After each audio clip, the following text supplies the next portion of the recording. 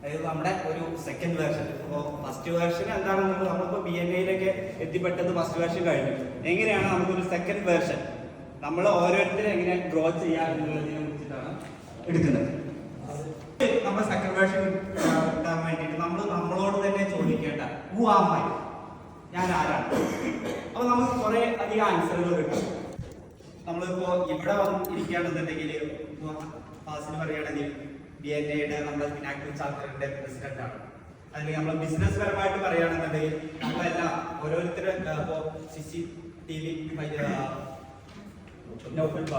CCTV ആണ്, അതിന് business owners ആണ്. ഓരോരുത്തരും അവരുടെ കമ്പനിയുടെ പേരിൽ അറിയപ്പെടും. അപ്പോൾ പിന്നെ നമ്മുടെ ബിസിനസ് ഓണർ ഞാൻ പറയുകയാണെങ്കിൽ ഞാൻ MD of Finland mobile phone service, Finland mobile phone സർവീസിന്റെ MD ആണ്. അപ്പൊ പിന്നെ അത് എങ്ങനെയാണ് എന്താണ് നമ്മുടെ സ്ട്രെങ്ത് വീക്ക്നെസ് എന്നുള്ള കാര്യം നമ്മുടെ സ്ട്രെങ്തിനെ നമ്മൾ സ്ട്രെങ്തൻ ചെയ്യണം. നമുക്ക് കുറെ സ്ട്രെങ്ത് ഏരിയാസ് ഉണ്ടാവും, അതിനെ നമ്മൾ സ്ട്രെങ്തൻ ചെയ്യാം. വീക്ക്നെസ് പാർട്ട് നമ്മൾ ഡെലിഗേറ്റ് ചെയ്യുക എന്നുള്ളതാണ് ഫസ്റ്റ് പാർട്ട്.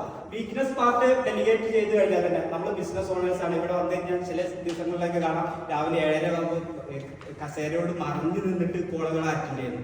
അപ്പൊ അത് എന്താണ്, നമ്മൾ ഡെലിഗേഷൻ അവിടെ നടക്കാത്തതുകൊണ്ടാണ് നമ്മൾ അങ്ങനെ ചെയ്യേണ്ടി വരുന്നത്. അപ്പൊ നമ്മുടെ കാര്യങ്ങളിൽ നമുക്ക് ഫ്രീഡം കിട്ടണമെന്നുണ്ടെങ്കിൽ ബിസിനസ് ഓണേഴ്സ് ആയ നമ്മൾ ഓരോരുത്തരും ഫ്രീഡം എൻജോയ് ചെയ്യും. ആ എൻജോയ് ചെയ്യുന്നതിന് ഫസ്റ്റ് പാർട്ടാണ് നമുക്ക് ഡെലിഗേഷൻ എന്നുള്ള ഒരു സ്കില്ല് നമ്മൾ ആർജിച്ചെടുക്കുന്നുണ്ട്. അല്ലെങ്കിൽ നമ്മൾ എന്നും രാവിലെ തൊട്ട് വൈകുന്നേരം വരെ ഒരു ഫയർ ഫൈറ്റിംഗ് ആയിരിക്കും. അപ്പോൾ രാത്രി പോയി കഴിഞ്ഞ് കഴിഞ്ഞാൽ തന്നെ ഭയങ്കര ടയർഡായിട്ട് അതിന് വേണ്ടിയിട്ട് ആദ്യം തന്നെ നമ്മുടെ സ്ട്രെങ്തൻ ഏരിയ സ്ട്രെങ്തൻ ചെയ്യാം. അതേപോലെ വീക്ക്നെസ് ഏരിയ നമ്മൾ പിന്നെ വേറെയുള്ളവർക്ക് ഡെലിഗേറ്റ് ചെയ്യാറുള്ളത്. പിന്നെ അതേപോലെ തന്നെ നമ്മൾ എന്താണ് റെസ്പോൺസിബിലിറ്റി, നമ്മുടെ റെസ്പോൺസിബിലിറ്റി എന്താണ്, നമ്മുടെ ബിസിനസ്സിനെ നമ്മൾ ഒരു നെക്സ്റ്റ് ലെവലിലേക്ക് ഗ്രോ ചെയ്യിപ്പിക്കാൻ വേണ്ടിയിട്ടുള്ള ഒരു റെസ്പോൺസിബിലിറ്റി നമ്മൾ ഏറ്റെടുക്കണം.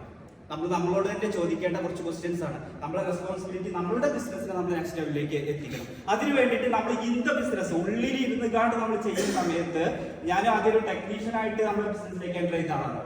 പെരുന്തൽമണ്ണയിലെ ഏറ്റവും പേര് കേട്ട ഒരു ടെക്നീഷ്യൻ ആയിരുന്നു. അപ്പൊ പക്ഷെ നമ്മുടെ ബിസിനസ്സിനെ ആ ഒരു ചെറിയ ലെവലിൽ കൂടുതൽ വർക്ക് ഉണ്ടായത്. അതിന്റെ പുറത്തേക്ക് ഇറങ്ങിയ സമയത്താണ് എനിക്ക് എന്റെ ബിസിനസ്സിനെ എക്സ്പാൻഡ് ചെയ്യാനും പുതിയ ബ്രാഞ്ചുകൾ തുടങ്ങാനും എന്റെ ഫ്രാഞ്ചൈസി വേറൊരാൾ അന്വേഷണത്തിന്റെ തരത്തിലേക്കൊക്കെ ആയി മാറിയത്. ബിസിനസ്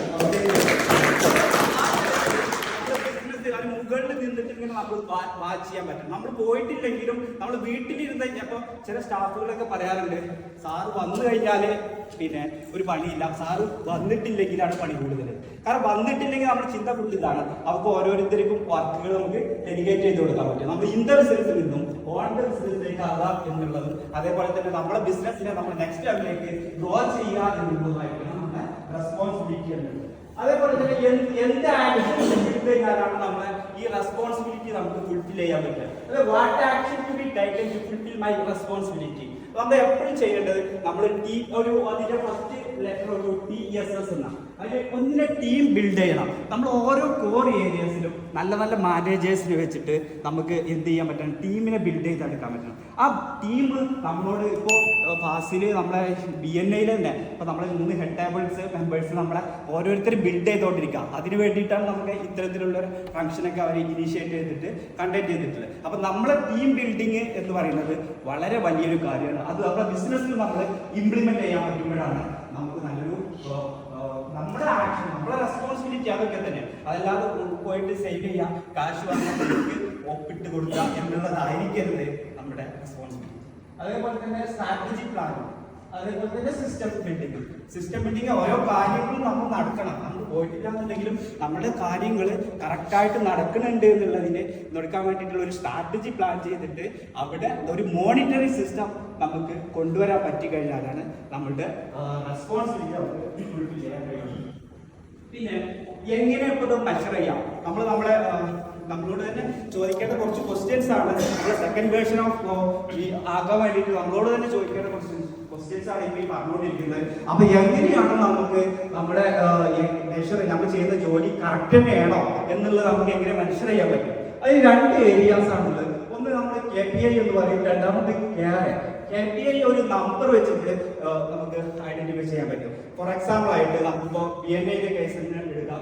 നമ്മള് KPI എന്ന് പറയുന്നത് ഈ പെർഫോമൻസ് ഇൻഡിക്കേറ്റർ ആണ്. നമ്മളിപ്പോ ഇതില് ഗ്രോത്തിനെ കുറിച്ച്, ബിസിനസിന്റെ ഗ്രോത്തും നമ്മൾ ഇതിലുള്ള കുറെ ആൾക്കാർ വരുന്ന ജോയിൻ ചെയ്യുകയാണെങ്കിൽ നമുക്ക് ഇപ്പൊ നമ്മൾ 33 മെമ്പേഴ്സ് ആയി, അപ്പൊ നമുക്ക് 50 മെമ്പേഴ്സ് ആയി കഴിഞ്ഞാൽ അത് നമ്പറിൽ നമുക്ക് കൗണ്ട് ചെയ്യാൻ പറ്റും. അത് ക്വാണ്ടിറ്റേറ്റീവ് ആണ്. അതേപോലെ ക്വാളിറ്റേറ്റീവ്, നമ്മുടെ മെമ്പേഴ്സിനെ ക്വാളിറ്റി ഇംപ്രൂവ് ചെയ്യുന്നതും നമ്മളൊരു മെഷറബിൾ തിങ്സ് ആണ്.